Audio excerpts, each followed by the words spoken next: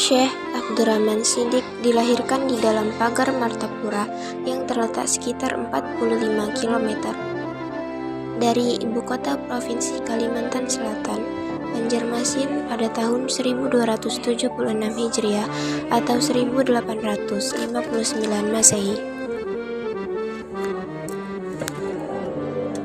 Beliau adalah keturunan dari Syekh Muhammad Arsyad Al-Banjari. Silsilah Syekh Abdurrahman Shiddiq hingga Syekh Muhammad Arsyad melalui jalur ibu adalah Syekh Abdurrahman Shiddiq bin Safura binti Mufti Syekh Muhammad Arsyad atau Kubah Pagatan Kabupaten Tanbung, bin Mufti Syekh Muhammad As'ad binti Syarifah binti Syekh Muhammad Arsyad Al-Banjari.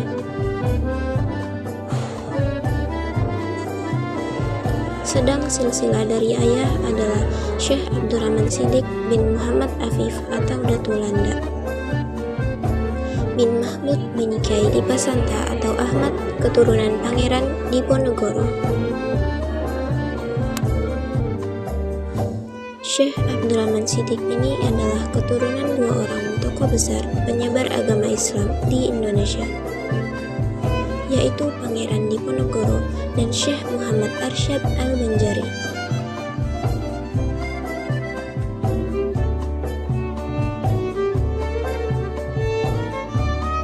Syekh Abdurrahman Shiddiq memulai pendidikannya dengan menimba ilmu dasar-dasar agama Islam pada bibinya Siti Saidah, seperti membaca Al-Quran dan ilmu fikih.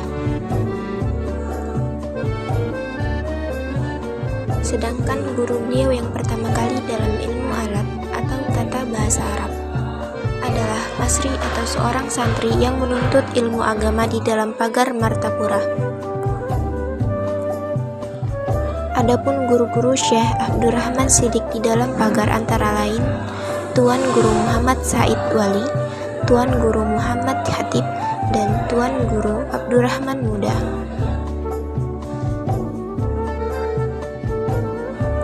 Ketika usia Syekh Abdurrahman Shiddiq menanjak dewasa, beliau memutuskan berangkat ke Mekah untuk lebih memperdalam ilmu agama. Di Mekah, beliau berguru kepada beberapa ulama besar pada masa itu, Syekh Bakri Syatta atau pengarang kitab I'anatut Talibin, Syekh Ahmad Dimyati, Syekh Ahmad Bafadil, Syekh Ahmad bin Zaini Dahlan atau Mufti Syafi'iyah, Syekh Sayyid Bahashil, Syekh Nawawi bin Umar Al-Bantani, dan Syekh Umar Sambas. Selain berguru secara formal kepada guru-guru terkemuka di Masjidil Haram, beliau juga banyak berguru pada ulama-ulama sufi dan fuqaha di kota Mekah. Karena itu tak heran jika beliau banyak berkarya di bidang ilmu tasawuf, tauhid, dan fikih. Di antara gurunya yang banyak memberikan dorongan dan bimbingan adalah Syekh Sayyid Bakri Satata, Syekh Sayyid Bahashil, dan Syekh Nawawi bin Umar Al-Bantani. Setelah belajar di Mekah selama lebih kurang 5 tahun, Syekh Abdurrahman Shiddiq dianugerahi oleh gurunya atau Syekh Sayyid Bakri Syatata gelar As-Shiddiq dan diminta agar disebutkan di akhir namanya. Dapat diduga pemberian gelar ini berhubungan dengan penguasaan beliau dalam ilmu Islam yang ditekuninya serta akhlak beliau yang terpuji. Kendati mendapat pengakuan dari gurunya di Mekah, beliau tetap melanjutkan pelajaran menuntut ilmu di Madinah.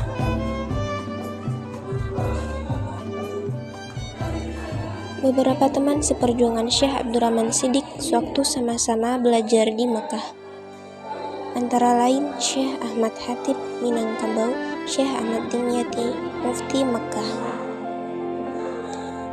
Syekh Abdullah Zawawi, Syekh Said Al-Yamani, Syekh Abdul Qadir Mandailing, Syekh Umar Az-Sumbawi,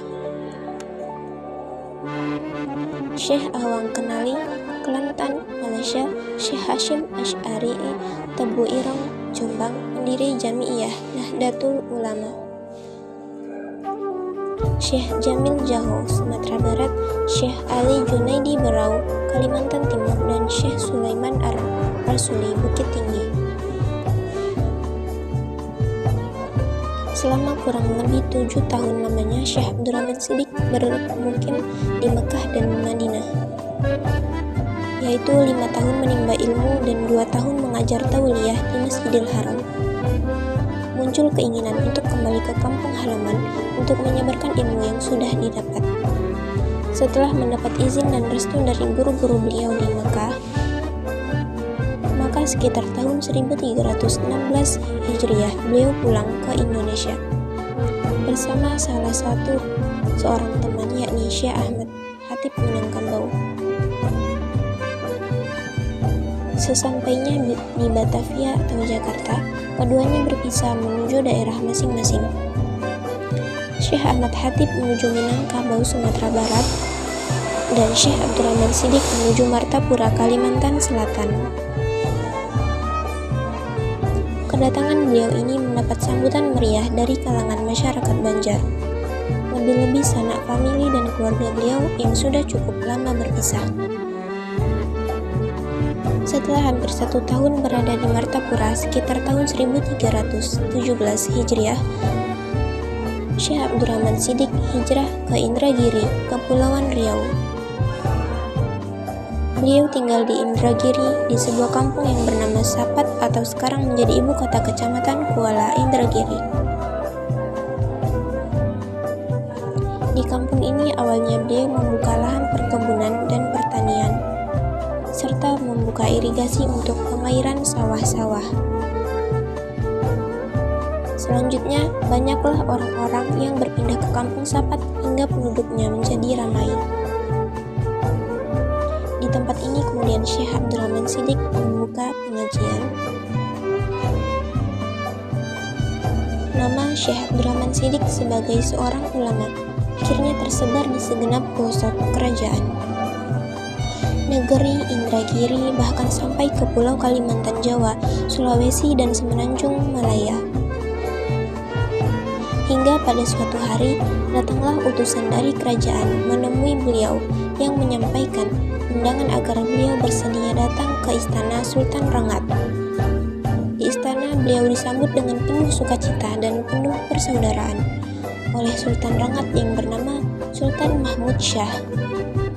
Dalam pertemuan itu, Syekh Abdurrahman Siddiq diminta oleh Sultan agar bersedia menjadi mufti kerajaan Indragiri. Awalnya Syekh Abdurrahman Siddiq menolak tawaran itu. Namun, setelah berulang kali memohon dengan berbagai alasan dan pertimbangan serta demi kepentingan agama, maka permohonan Sultan itu akhirnya dikabulkan. Jauh sebelum itu sebenarnya Syekh Abdurrahman Siddiq juga sudah diminta oleh Habib Utsman bin Yahya untuk menjadi mufti di Batavia atau Jakarta untuk menggantikan beliau. Begitu pula sewaktu beliau berkunjung ke Semenanjung Tanah Melayu. Juga ditawari oleh Sultan Johor atau Malaysia untuk menjadi mufti di sana. Namun dengan sangat halus dan bijak kedua tawaran tersebut ditolak beliau.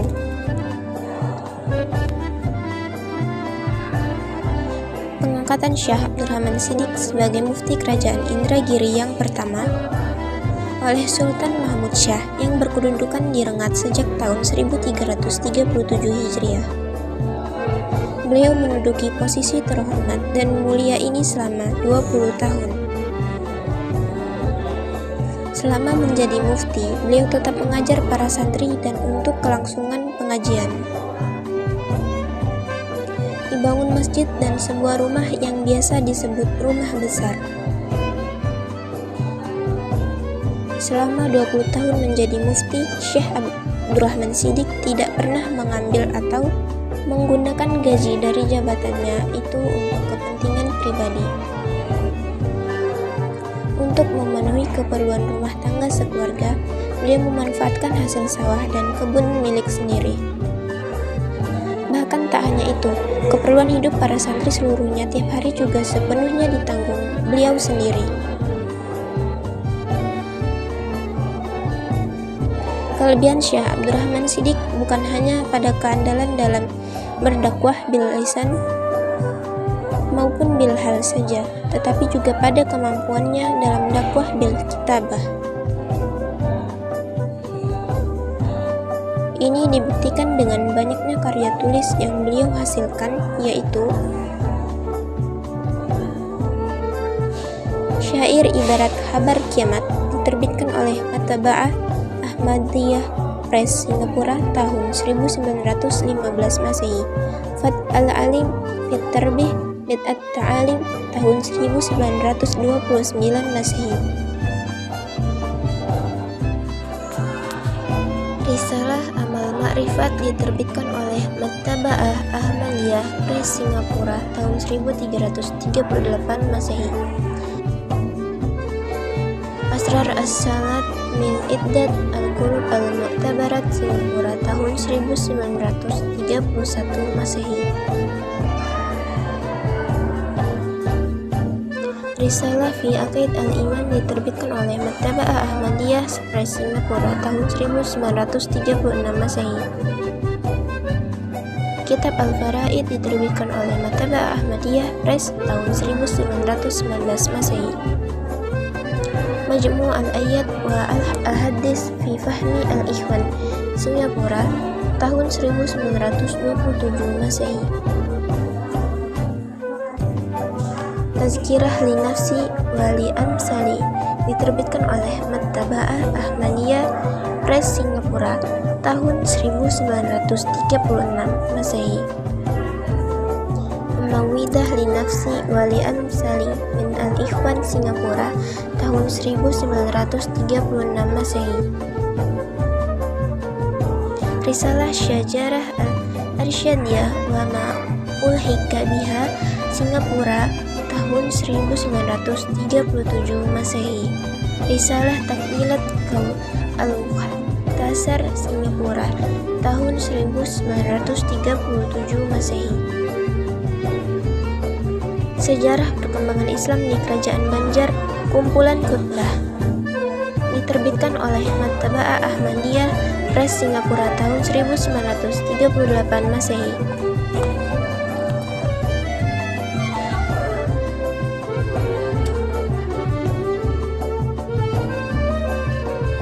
Dalam satu kesempatan, Syekh Abdurrahman Shiddiq berkunjung ke Martapura dan Banjarmasin. Tidak lama setelah kunjungan itu, setelah pulang ke Sapat Indragiri, beliau sakit. Beliau menderita sakit beberapa hari lamanya, sehingga akhirnya pada hari Senin tanggal 10 Maret 1939 Masehi, beliau berpulang ke rahmatullah, kembali ke pangkuan Allah Subhanahu wa Ta'ala dengan usia lebih kurang 82 tahun.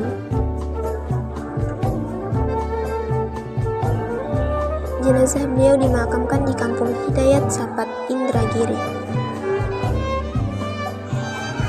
Makam beliau banyak diziarahi kaum muslimin baik dari daerah Indragiri khususnya, maupun dari daerah-daerah lain pada umumnya.